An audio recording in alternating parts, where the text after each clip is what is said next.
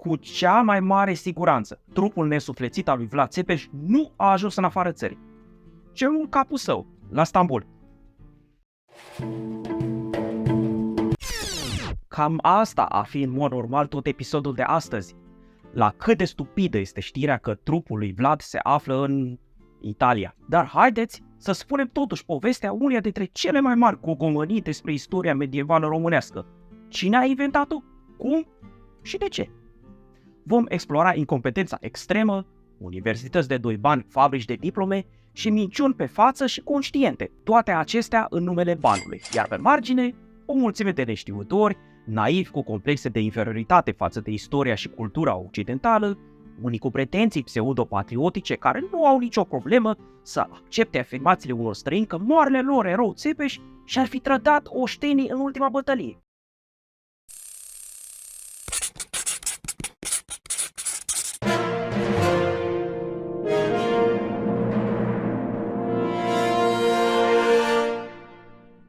Salut cordial deopotrivă pe oștenii măriei sale, cât și pe cei 65% dintre privitori care încă nu s-au alăturat acesteia. Numele meu este Adrian Gheorghe, sunt doctor pe bune în istorie și alături de Albert Weber, alt doctor, membru al proiectului internațional de cercetare Corpus Draculianum. Acest proiect științific se ocupă cu adunarea și editarea absolut tuturor izvoarelor legate de viața, faptele și sfârșitul voivodului Vlad Țepeș Drăculea. Probabil prima adresă, deci dacă vreți să știți totul despre acesta. Am lipsit o vreme fiindcă trebuie să terminăm în sfârșit cele două tomuri ale volumului 2. Nu suntem încă gata cu totul, însă nu vă puteam lăsa singuri și mai mult timp. Originea prostiei. Nu a fost câtuși de puțin în intenția noastră să producem vreodată acest episod, însă nu mai putem rezista nervos în fața bombardamentului cu întrebări.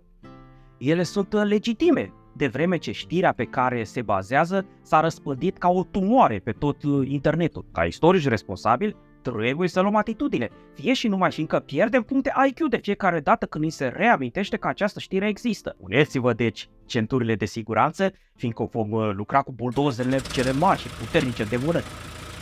Se împlinește un deceniu de când unii ar fi descoperit mormântul lui Vlad Țepeș tocmai în sudul Italiei. Totul se bazează pe existența imaginii unui dragon pe o piatră de mormânt și pe o inventată, fiica lui Vlad Țepeș, Maria Balsa, care nu apare în această postură în absolut niciun document românesc, italian, latinesc ori extraterestru. Și cam astea sunt toate argumentele. Deja mă doare capul când mă gândesc că voi vorbi jumătate de oră ca să demonstrez așa ceva. Stați însă cu ochii pe noi ca pe butelie, fiindcă dedesubturile acestei povești sunt mult mai adânci și mai revoltătoare. La originea acestei false descoperiri se află Erica Stella, arheologă, mai mult ologă și doctorantă în cadrul Institutului de Istorie și Arheologie al Universității Tallinn, capitala Estoniei. Acum 15 ani, această universitate își făcuse deja reputația de fabrică de diplome. Pe acea vreme, spre exemplu, îți făceai acolo doctoratul dacă scriai 3 articolașe.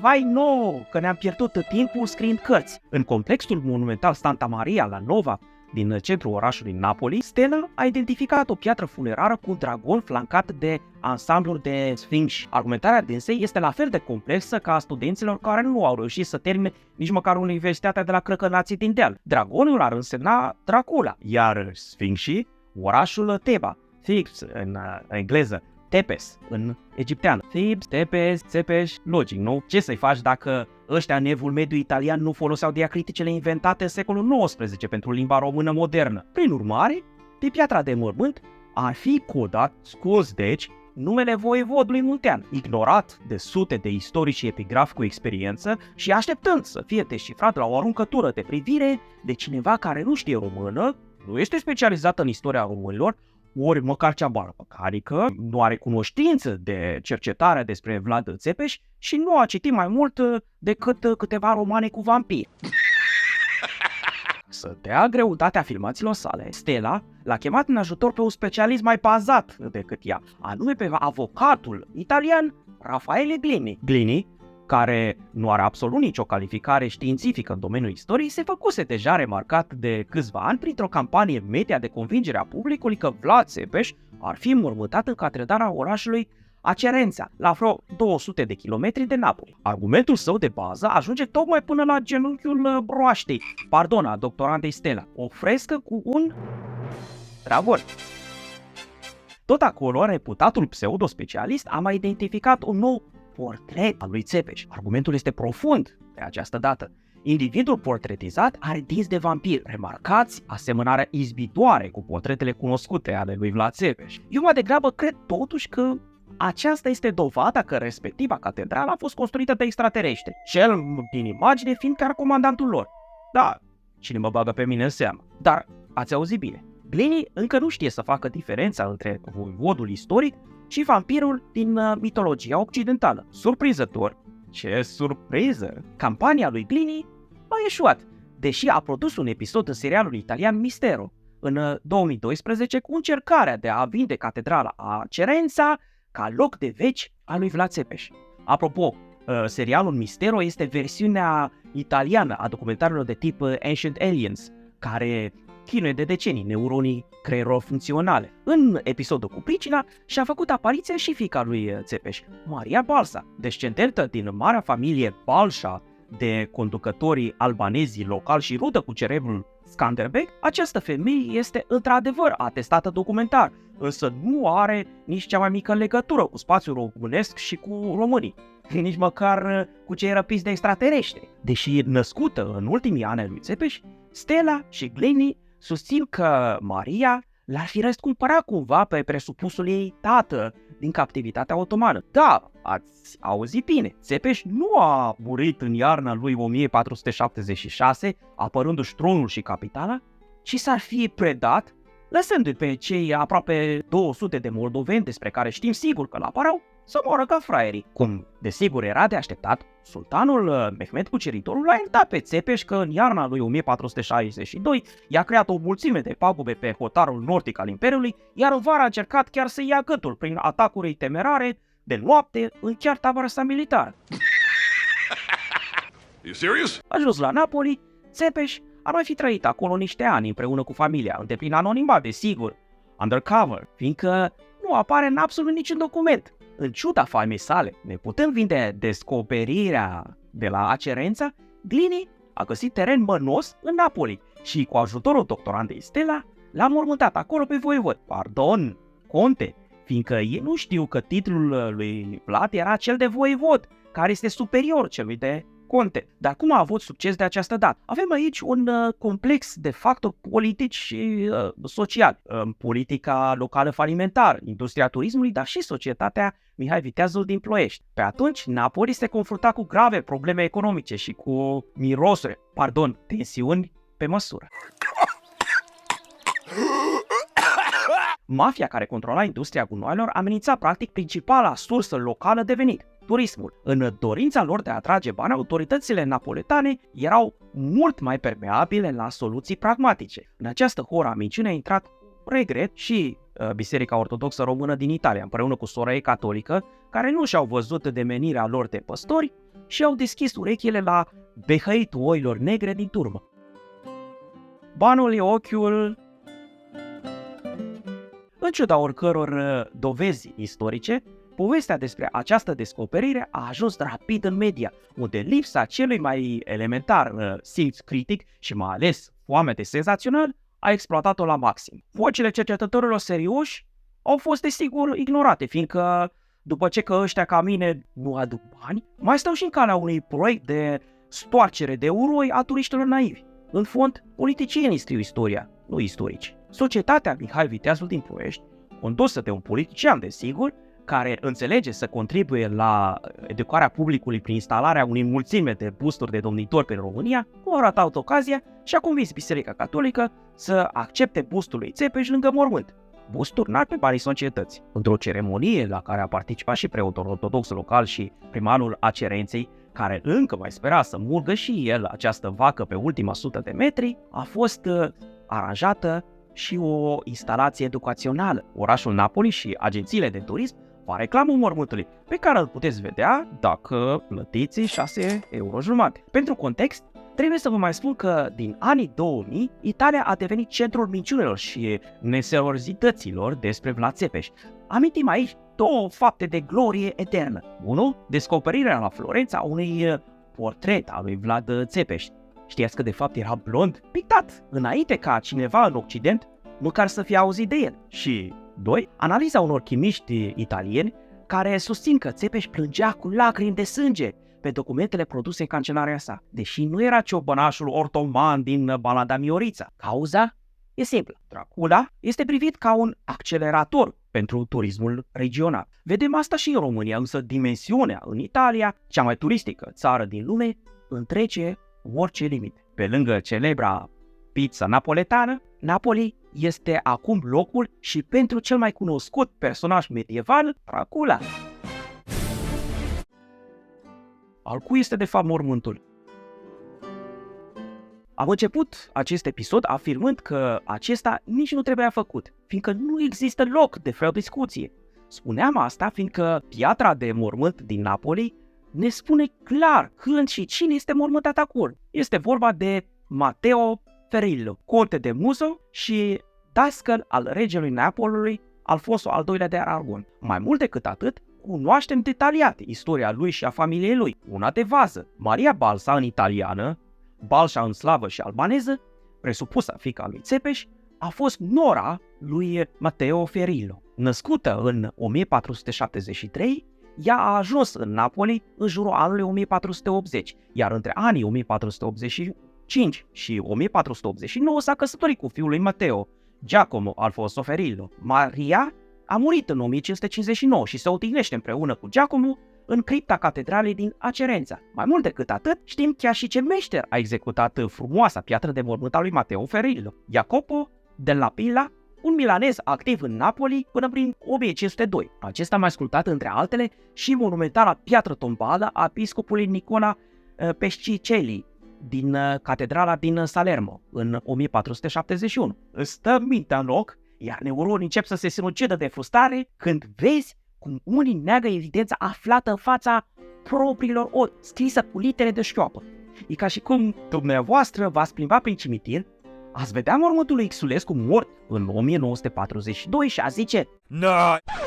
Ăsta e clar mormântul lui Greculescu, mort în 1877 la Grivița, Bulgaria. Hai să vedem ce scrie pe acest mormânt, a cărui inscripție s-a păstrat în perfectă stare spre a putea fi citită de oricine are ochi în cap, comutați la un creier cât de cât funcțional. Pentru asta nu trebuie să fii nici Zina, prințesa războinică și paleografă de top, și nici Indiana Jones, pistolar specialist în toate limbile moarte ale pământului. Iată ce scrie pe mormânt. Sus, pe 4 rânduri, Matteus Ferillus, de stins nobil și de ordine ecvestru, conte de Muro, primul cămăraș al regelui Alfonso al II al Aragonului și, cât timp a trăit, călăuzitor al sufletului său. Gândindu-se la posteritate, a dedicat această capelă adormirii Fecioarei Maria pentru sine și pentru urmașii săi în timpul vieții. Iar jos, pe un singur rând, în anul de la nașterea lui Hristos, 1499. Mai aveți dubii? Dragonul, stați așa, că facem lumină și acolo. Cum căutăm dragoni? Care dintre dumneavoastră crede că doar Țepeș cu familia și numai ei au folosit imaginea dragonului, veți fi dezamăgiți dacă urmăriți până la final acest capitol. Iar dacă veți fi încântați de ce veți afla, puteți lua în calcul să vă abonați pentru a învăța istorie de la sursă și nu de la excroci. Nu mai reușim să ajungem la 30.000 de abonați anul acesta. Dar dacă ne apreciați, poate ne ajutați să ne apropiem cât mai mult de ținta noastră. Vă mulțumim! Din Ordinul Dragonului, fondat de Sigismund de Luxemburg în 1408, au făcut parte literalmente sute de persoane. Mai mult decât atât, chiar și pe la sfârșitul secolului XVI și în secolul XVII mai existau capete încoronate care se revendicau de la acest ordin. Spre exemplu, familia Báthory în Transilvania. Presupunând naiv că mormântul din Napoli nu este al lui Ferillo, de unde știm căreia dintre aceste multe sute de ei și aparține dragonul? Apoi mai avem o problemă și mai gravă. Ordinul Dragonului și membrii săi nu au fost singuri în toată istoria medievală și premodernă care s-au folosit de imaginea dragonului. Iată doar câteva exemple de monede maghiare și poloneze din secolele 13-14 sau sigiliul voivodului Transilvaniei. Sau nu mă credeți că nu e al lui Vlad Dracul, al lui Vlad Țepeș. Faceți pauză și citiți ce scrie pe el. Ei bine, prieteni ai științei și ai bunului simț, vă destăluim acum secretul. Simbolul ordinului dragonului și închipuit de unii ca și al familiei Drăguleștilor era un anumit tip de dragon, într-o anumită poziție care face un anumit gest și prin asta transmite un anumit mesaj simbolic. Este vorba de un dragon care se sucrumă cu propria ei coadă, pe spate având curbată crucea roșie a Sfântului Gheorghe, unul dintre sfinții patroni ai ordinului. Numai și numai atunci când vedeți un astfel de dragon, puteți suspecta un membru al ordinului, ori pe vreun reprezentant ori descendent al familiei respectivului membru. Dragonul, din grecescul dracon, drac în slavonă și în limba noastră, animal mistic, a fascinat un întreg ev mediu și nu numai. Prin urmare, nu e de mirare că sute de regi, duci, conți și mulți alți nobili din toată Europa s-au grămădit să și-l pună pe blazoane. Aici doar câteva exemple. Niciunul nu are nicio legătură cu Ordinul Dragonului, ori cu Vlad Țepeș, care oricum nu a fost membru, ci cel mult tatăl său. Observați mai ales blazonul lui Bufardo Cicenella din Florența, mort în 1455, înainte deci ca Vlad al nostru să se remarce, sau pe cel al lui Pietro Canetoli, mort pe la 1382, înainte chiar ca Ordinul Dragonului să fi fost fondat. Unde e adevăratul mormânt? Unul dintre primele clipuri publicate pe acest canal a încercat să exploreze teoriile legate de adevăratul mormânt al lui Vlad Țepeș. Da, teorii, însă nu doar vorbe ca în cazul pseudo-savanțelor italieni, ci adevărate rechizitorii bazate pe izvoare, pe o metodă științifică adecvată și pe competența unor specialiști care știu să citească documente originale în limbile lor originare, nepăstrându-se piatra de mormânt ori vreo indicație concretă în izvoare, nu putem ști care din mulțimea de oase descoperite de-a lungul anilor în sutele de săpături arheologice aparțin lui Vlad sau familiei sale. Putem însă deduce din context și reduce area în care trebuie să căutăm acest mormânt. Vlad a căzut în luptă, apărându-și noua sa capitală, Bucureștiul, de atacurile repetate ale concurentului său, Laiot Basarab, a opoziției boierești care îl susțineau pe rival și ale aliaților acestora otomani și mai apoi chiar tătarii, așa cum a descoperit chiar echipa noastră. După două ciocniri eșuate și încheiate cu fuga peste Dunăre, Laiot se întoarce o a treia oară, de data asta cu un atac concentric, mult mai complex și mai bine pus la punct. Din sud atacau acângii otomani, din est atacau tătarii, iar din interior cetele boierilor oponenți. Vlad tocmai rămăsese fără suportul militar profesional al trupelor maghiare conduse de voivodul Transilvaniei, Ștefan Batory, cu care oricum nu se prea avea bine. Acesta era mult mai interesat să chefuiască la Buda la nunta seniorului său, regele Matia Corvin, și mai deloc, desigur, să apere o țară străină și pe un is care nu era deloc simpatic. Vlad a căzut ori în cetatea Bucureștilor, ori în proximitatea acesteia, în ultimele zile ale anului 1476. O știm, între altele, din scrisoarea lui Ștefan cel Mare, trimisă din Hârlău brașovenilor, pe 5 ianuarie 1477. Cu el a căzut și majoritatea oștenilor lăsați la București de voivodul moldovean, probabil cele mai profesioniste trupe de care dispunea Țepeș. Prin urmare, mormântul lui Vlad Țepeș trebuie căutat în proximitatea Bucureștiului. Asta dacă chiar a fost înmormântată cu respectul cuvenit rangului său și nu lăsată pradă vulturilor și câinilor, ori aruncată în vreo groapă comună cu oșteni de rând. Cele mai de luat în seamă locuri sunt Snagov și Comana, fără a se putea exclude cu hotărâre biserici mult mai mici și modeste din apropiere, unde trupul defunctului ar fi fost depus în mare taină de ultimii săi credincioși. Argumentele le aflați în vechiul nostru video și iertați logofeților măriei sale stângăciile lor de început. Dacă doriți să refacem acest vechi episod și să-l sporim și cu alte argumente și indicii, scrieți-ne în comentarii. La fel și dacă doriți să mai distrugem și alte prostii legate de Vlad Țepeș ori istoria medievală românească și est-europeană. Însă, doar după ce v-ați abonat și ați ajutat ceata și acest episod să crească în ochii rețului și hrăpărețului algoritm YouTube. Până la revedere, dau slavă Măriei sale Vlad, care vă mulțumește pentru onoare și vă transmite prin mine umilului logofăt, în modul cum își încheia scrisorile slavone, și Dumnezeu să vă vestelească. Amin.